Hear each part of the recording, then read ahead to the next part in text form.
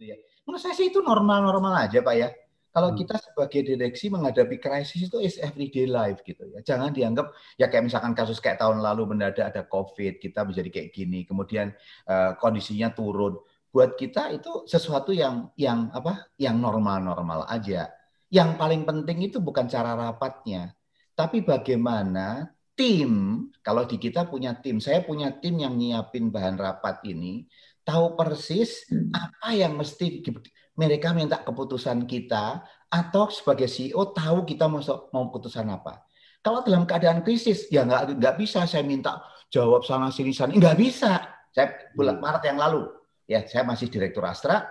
Begitu ada Maret keputusan mengenai lockdown, Indonesia nggak lockdown ya, begitu. Kemudian awal April kita sudah mulai work from home, saya langsung ngumpulin semua panglima-panglima saya, 6 presiden direktur, mewakili semua, saya undang rapat khusus karena kita sedang lockdown. Nomor 1 perintah, langsung perintah. Kita nggak bisa nih kayak Pak Luhut, saya perintah 1, kamu tidak boleh PHK orang ya. Awas kalau kamu PHK orang. Kalau kamu PHK 1 orang, karyawan tetap, apalagi itu kamu menambah 1 preman. Tidak boleh PHK. Itu nomor 1. Yang kedua, bikin kos-kos. Mana yang kos bisa dipotong, tapi jangan kos untuk karyawan. Saya bikin urutan. Jadi ini adalah perintah dan kamu harus lakukan. Misalkan kos tidak boleh.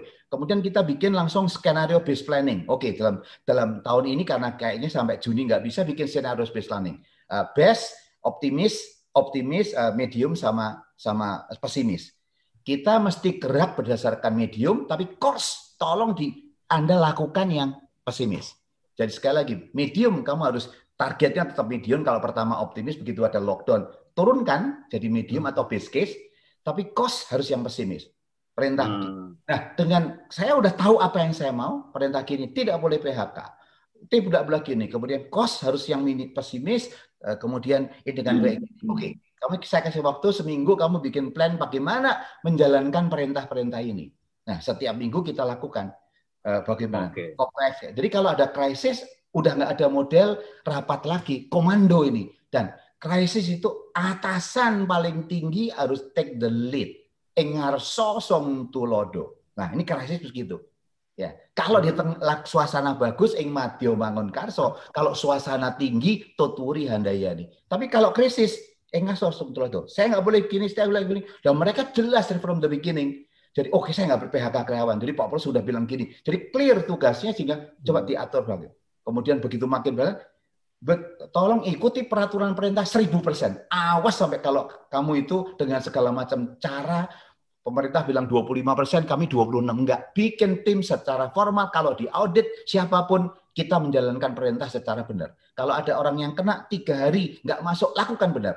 We have to be more Catholic than the Pope, saya bilang. Kita harus benar-benar menjalankan perintah.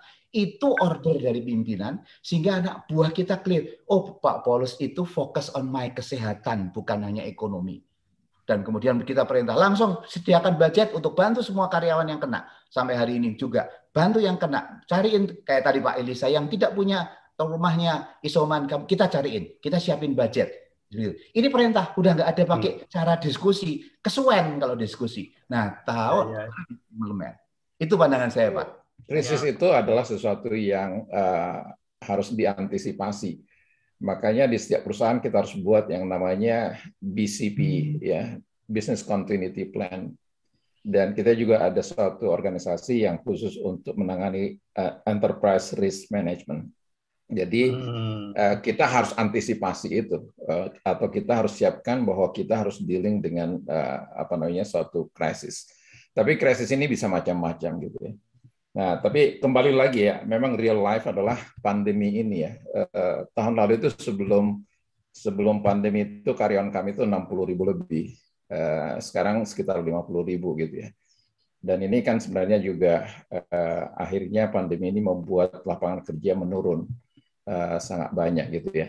Kalau Pak Paulus tadi bilang mereka nggak boleh melakukan PHK, memang hampir banyak perusahaan juga melakukan hal yang sama, tetapi dampaknya adalah ke kami.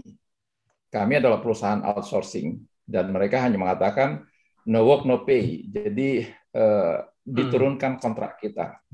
Dan akhirnya itu banyak masalah kita alami sejak bulan Maret sampai bulan Juni ya.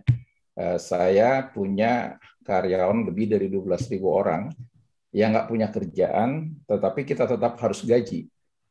Dan customer kita udah nggak bayar, karena mereka mengatakan nggak bisa, karena kami tutup, ya kami nggak mau bayar gitu ya. Ini terjadi di mall atau di mana gitu ya. Ya, termasuk juga Astra, Pak Paulus yang melakukan hal itu ke kami gitu ya. Ya, tetapi ya saya harus bayar gaji mereka. Dan ini kita gaji ya selama beberapa bulan gitu ya.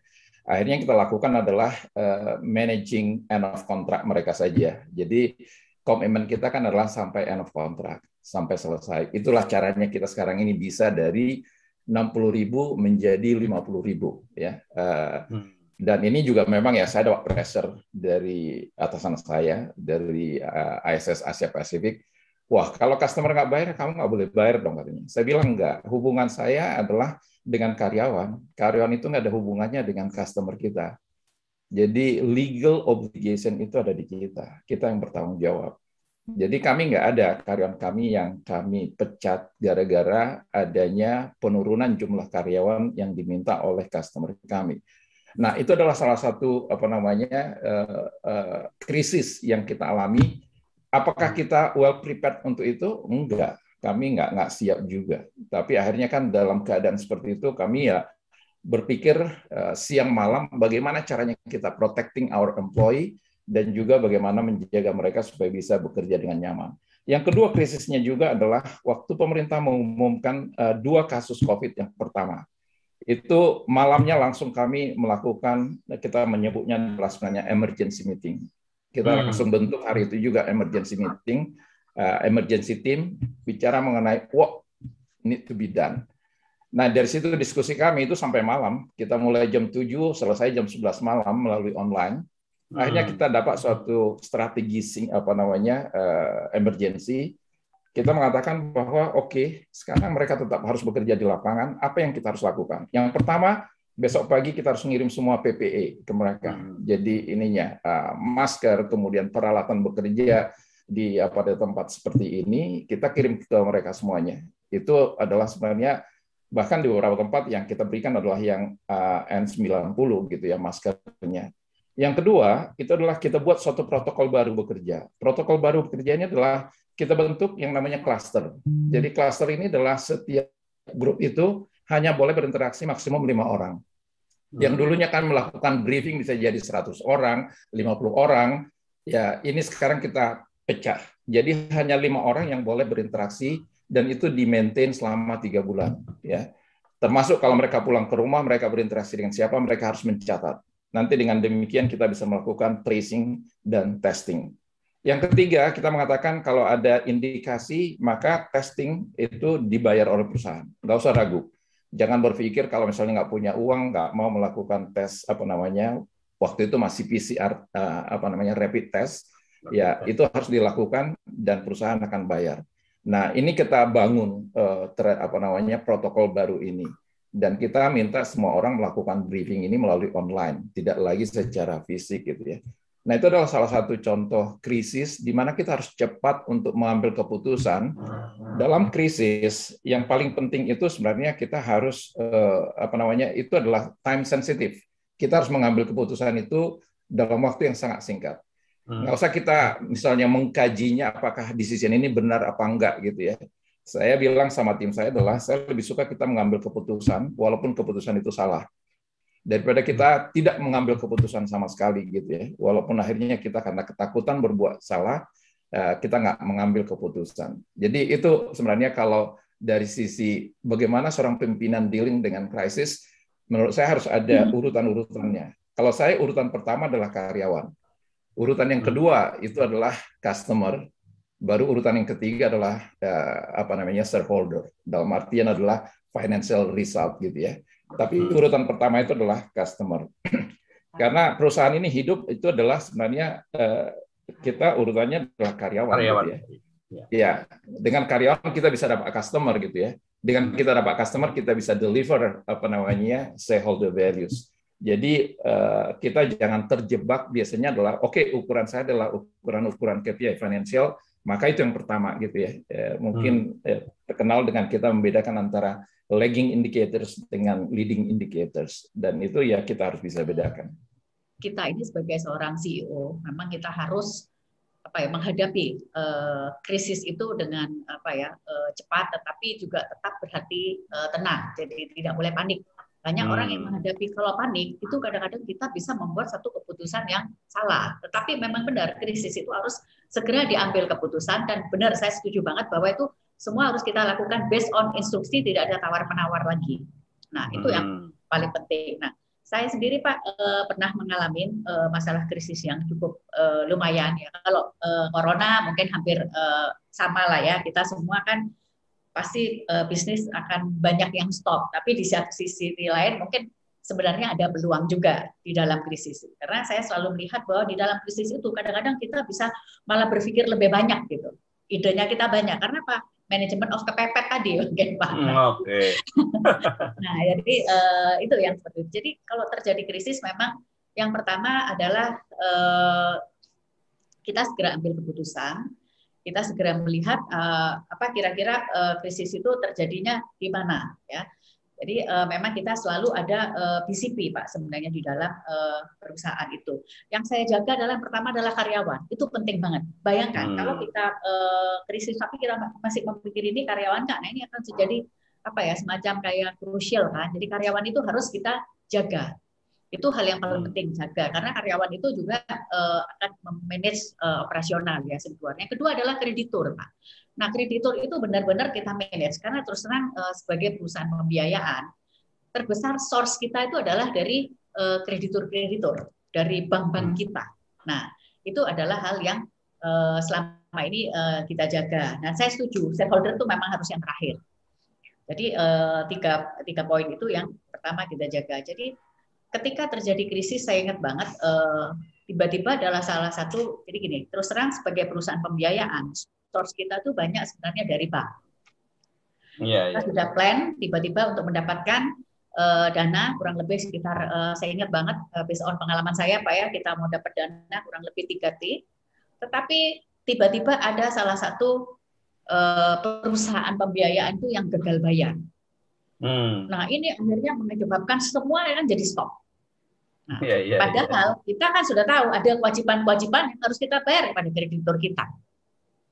Nah, jadi disitulah terjadi suatu yang stop mendadak gitu ya, stop secara mendadak. Yang tadinya kita sudah akan dapat dana kurang lebih 3T, tiba-tiba stop. Nah, jadi yang pertama kita lakukan adalah tadi kita akhirnya putuskan. Yang pertama adalah karyawan itu benar kita selamatkan, operasional. Yang kedua adalah kreditur. Nah, dengan tadi memapping kos-kos yang kira-kira itu harus benar-benar kita pencet, harus benar-benar kita press.